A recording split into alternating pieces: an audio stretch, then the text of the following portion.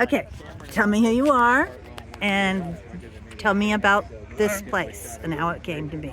Diana Totten, and I'm part of Bryceland Fire, and been involved in the fire service for many years. And I was asked about the history of this wildland readiness drill, or RT-130 it's called, and when it started and how it came about. And so it actually started in 2001, and I was on a fire up in Orleans. At the time, we had a series of lightning fires, and on September 11th, 9/11, we were told not to go to the fires that day, that we needed to stay put to see what's going to happen through the day as, the 9/11 attacks were happening. And it turns out where we kind of finished up what we were doing with the lightning fires, and we all came home. And I was in Garberville towards the end of September, and in front of the Blue Moon, I meet Tim Olson, and he said that he was going to become the new chief of Bryceland Fire. Jim Fulton was the chief at the time, and so it turns out where he said, what I have a vision of is that we create a wildland fire department, because we all live out in the wildland. And most volunteer departments are basically the most do structures and medical calls. But he said it would be nice to have a crew of wildland firefighters as volunteers as well. And I had the qualifications to do training up to a certain level. And so that next year, which would be 2002, I started to do training through what's called NWCG, which is a federal training program that the Forest Service and all the agencies go through.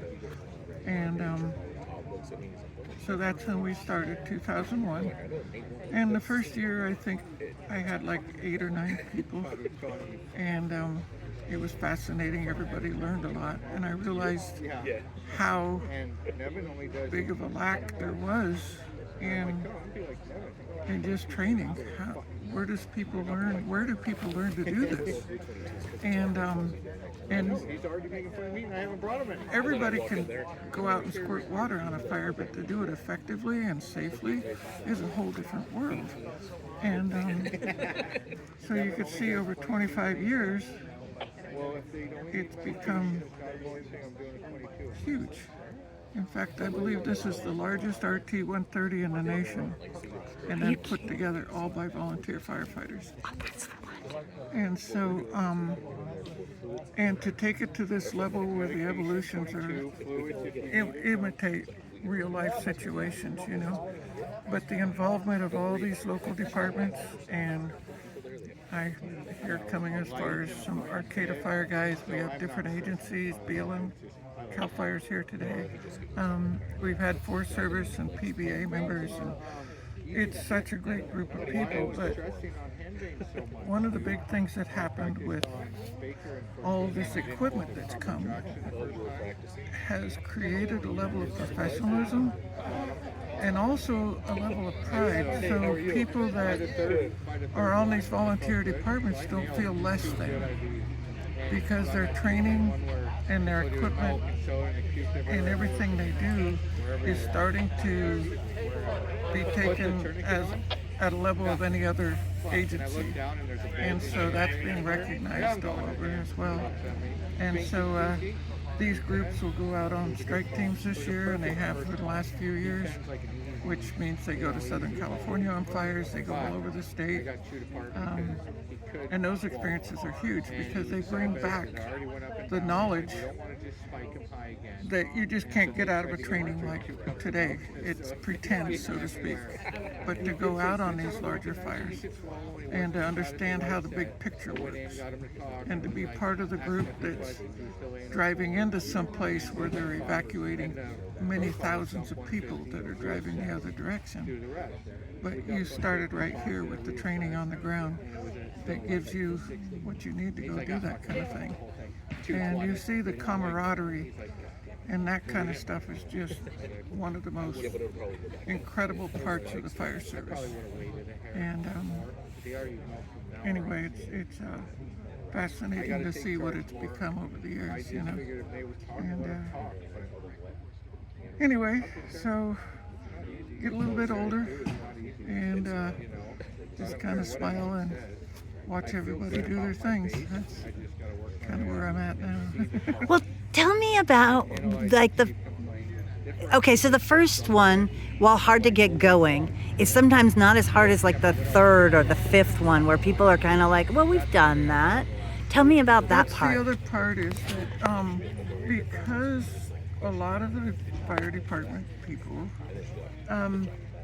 had never had any training at all, that when you present new things to people, it's exciting.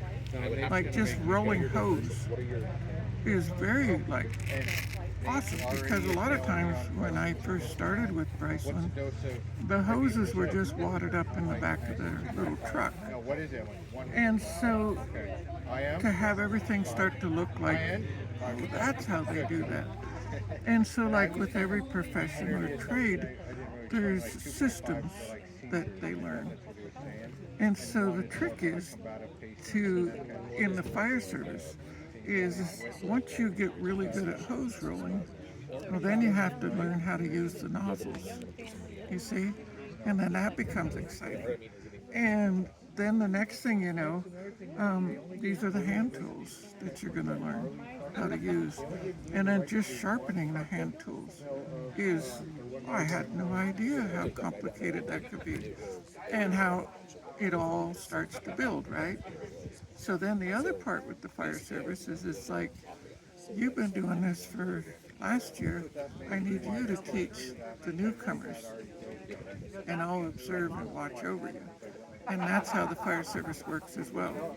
And so I'm looking at some of the people that I had in some of the first training classes that are now teaching these evolutions, and they're doing a knockout job. And so there's always something more to learn. And that's the thing, as you work your way into the fire service. Next thing you know, I'll use Emily, my niece, as an example. And she's just a pretty petite young woman that loves gardening and playing music and that kind of thing. And to see her driving a fire engine, that's pretty badass. And to have the confidence that's built behind all of that is what is so rewarding as like one of the old people watching. Is she didn't start out as that. She started out, like I said, learning how to roll a hose and how to spray water, and now she's teaching the classes. And not only teaching the classes, but teaching probably better than I ever taught, because they're doing it in a more like group size, you know, and so yeah, always there was something new to learn, and to keep new things in front of people, it keeps them inspired, you know. So you taught me about the fire service command, and I have used that so many times in volunteer fundraising. Talk about that a little bit.